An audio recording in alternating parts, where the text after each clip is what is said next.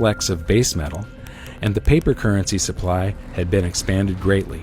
Did that sound familiar? Just like Diocletian, Nixon's team of economic boffins thought they could curb inflation by fixing wages and prices. The time has come for decisive action, action that will break the vicious circle of spiraling prices and costs. I am today ordering a freeze on all prices and wages throughout the United States for a period of 90 days. Working together, we will break the back of inflation. You'd think that these people would learn from history, but they don't.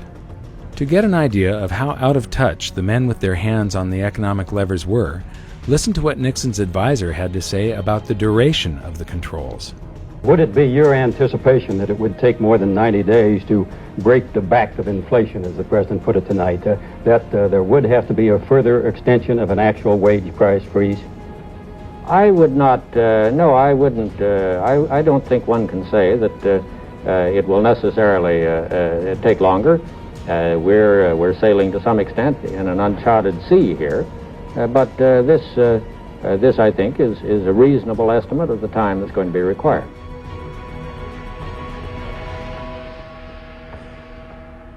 Glenn Rather. President Nixon is expected to speak for about 15 minutes on his new economic policies. The president's address tonight comes against a background of the following facts, among others: record high gold prices and rapidly increasing cost of living figures for most Americans. The wholesale price index rose by 2.1% during the month of May. The index of industrial commodities in the last 3 months has risen at an annual rate of 15.9%, the worst since the Korean War 20 years ago. All of that part of the general background of the president's remarks tonight. Every American family is confronted with a real and pressing problem of higher prices. And I have decided that the time has come to take strong and effective action to deal with that problem. Effective immediately, therefore, I am ordering a freeze on prices. This freeze will hold prices at levels no higher than those charged during the first 8 days of June. It will cover all prices paid by consumers. What was Albert Einstein saying? What kind of an idiot would do the same thing over and over and expect different results each time?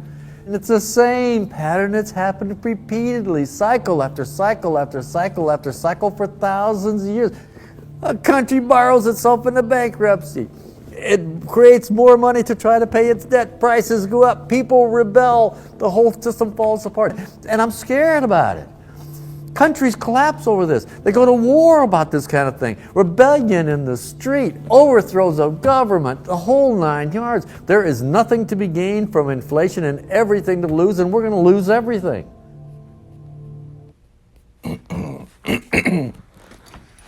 Shalom, shalom.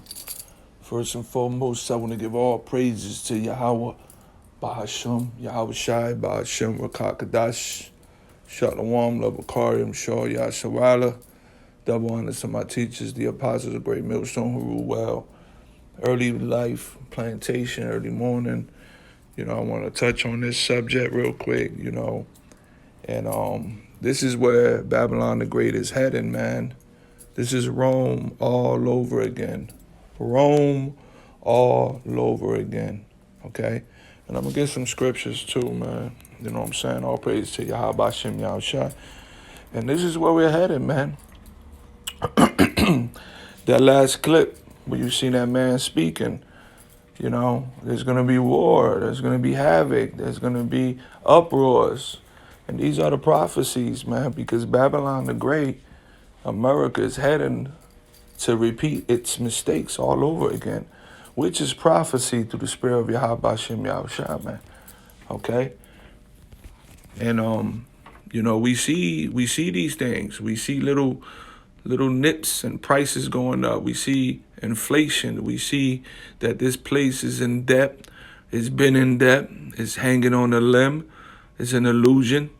You know what I'm saying? And eventually it's going to implode. Implode. Look that word up. Implode. The economy is going to implode through prophecies, man. Okay? And it's going to be havoc out here, man. It's going to be havoc.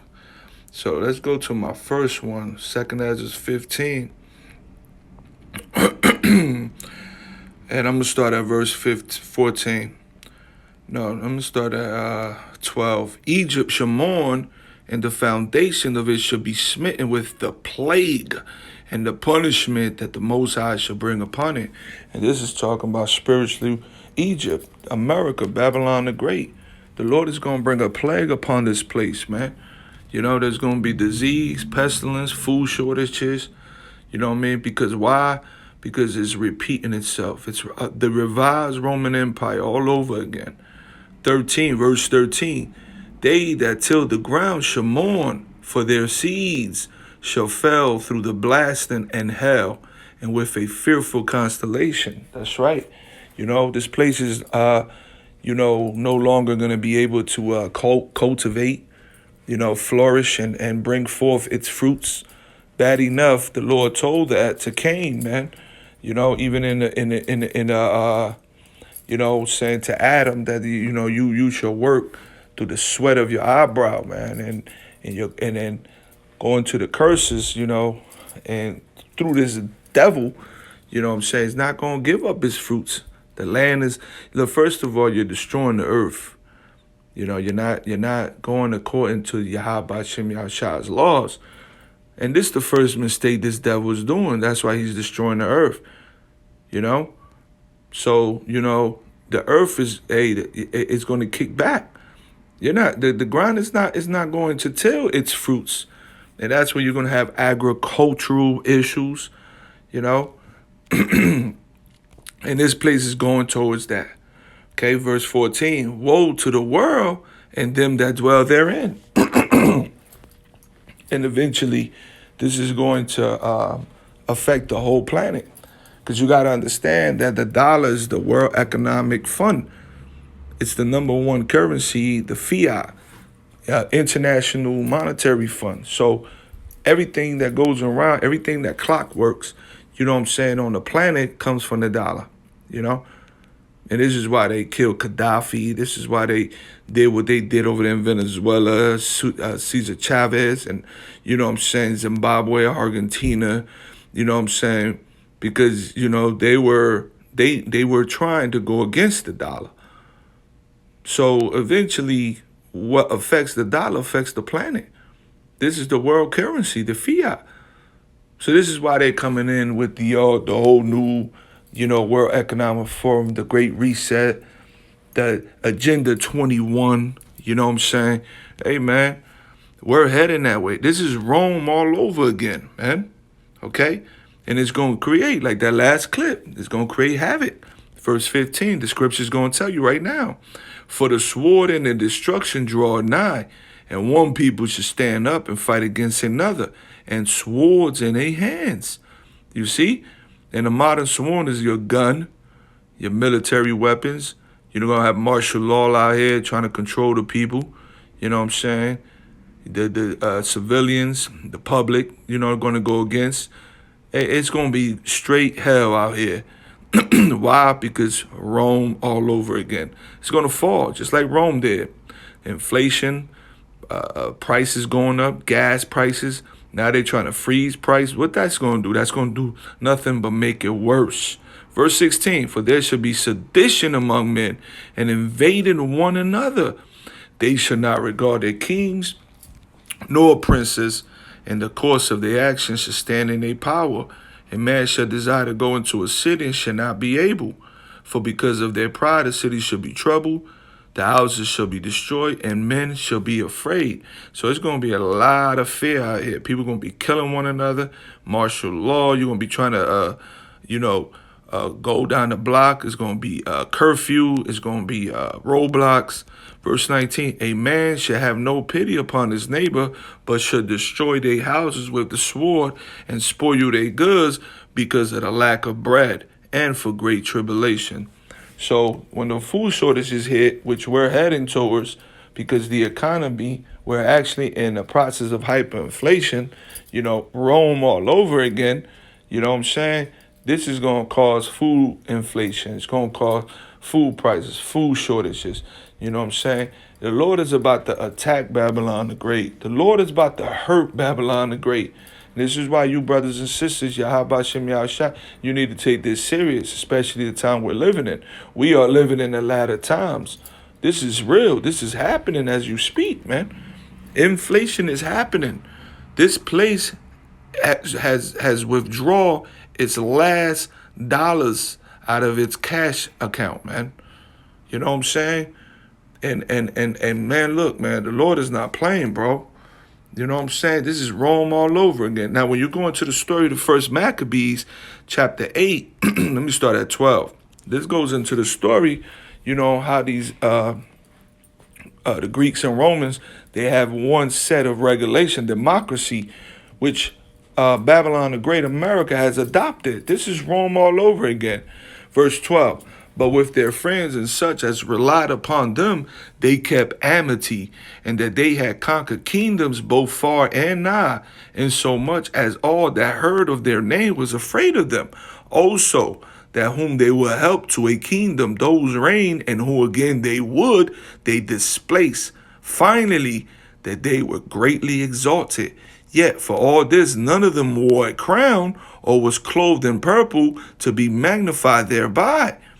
Moreover, they had made themselves a senate house, wherein 320 men sat in council daily, consulting a way for the people, to the end they might be well ordered, and that they committed their government to one man every year, who ruled over all their country, and that all were obedient to that one, and that there was neither envy nor immolation among them. So you got this going on today at the White House. You know, Babylon the Great, it's democracy. You have one president. You know, you have a Senate House. You have the House of Representatives. You know what I'm saying? You have so this is all Rome all over again, man. You know, this is Rome all over again, man. And we're heading towards that. History repeats itself, you know. Now I want to go into Habakkuk. Matter of fact, let's go into the blue letter. You know, you brothers are familiar with this, and so, hey man, these prophecies are popping, man. Okay, this is Habakkuk 2:6. Should not all these take up a parable against him, and a taught proverb against him, and say, woe to him that increaseth that which is not his?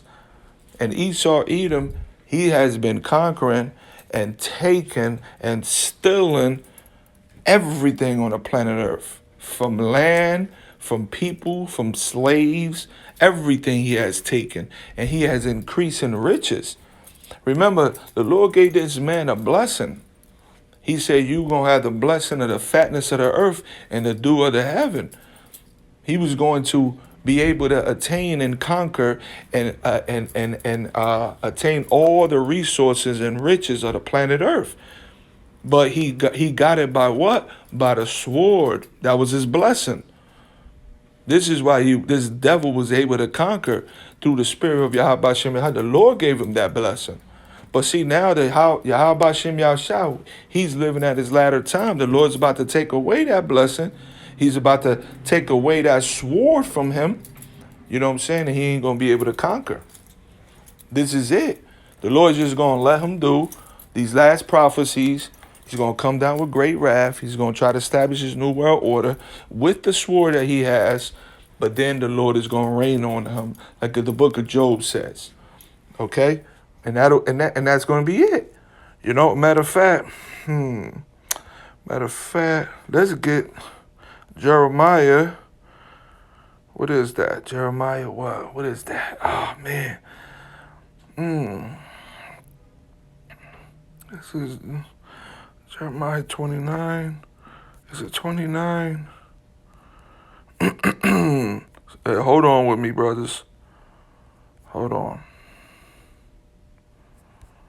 You know what I'm saying? Hold on. Bear with me.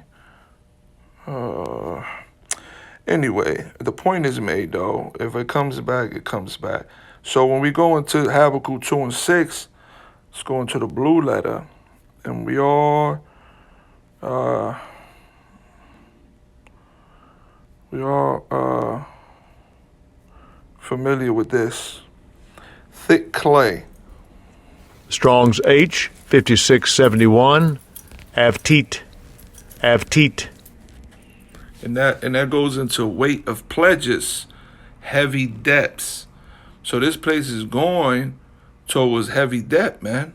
Why? Because Babylon the Great has prophesied the downfall, man. The money system is closing in. Again, it's going to implode, just like you saw earlier on this video. You know what I'm saying? Hey, man, this is coming. Let me go back a little bit. Let's listen to it. Pattern that's happened repeatedly, cycle after cycle after cycle after cycle for thousands of years. A country borrows itself into bankruptcy.